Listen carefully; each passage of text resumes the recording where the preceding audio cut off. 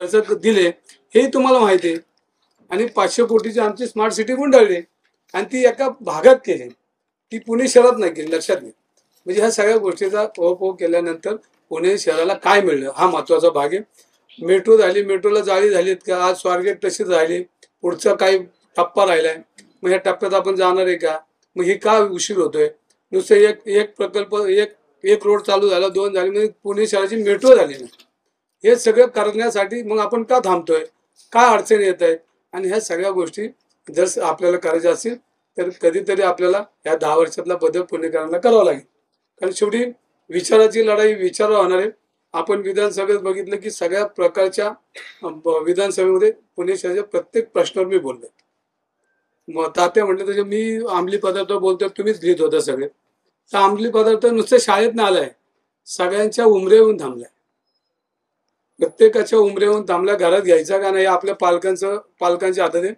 पण विद्यार्थी काय करतात, मुलं काय करतात हे आपल्याला गृह खातं, पोलीस खातं, या सगळ्या पुणे शहरात आपल्याला पोलिसांमधला कर्मचारी कमी पडत आहेत. ह्या सगळ्या गोष्टी ह्या सगळ्या बोलतोय आपण, केलं पाहिजे.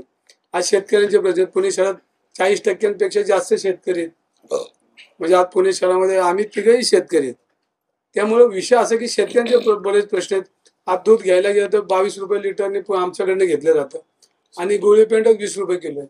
म्हणजे असे बरेच प्रश्न गव्हाचे अनेक शेतकरी प्रश्न. आज दुष्काळ पडलाय, आज या योजना आणतात, त्या योजनेमधून आपण 5-6 हजार रुपये देतो, पण त्याच्यामध्ये खताचे रेट काय झालेत, कामगारांचे रेट काय झालेत, ऊस तोडणाऱ्यांचे रेट काय झाले, हा सगळ्या मशागतीचे रेट काय, या सगळ्या गोष्टी बघितलं तर शेतकरी अडचण येते, व्यापारी अडचण येते. जीएसटी ज्या पद्धतीने आज चालू जीएसटीचा विषय, त्याच्यामध्ये व्यापारी अडचण येते आणि याच्यामध्ये सगळे बदल घडले पाहिजे.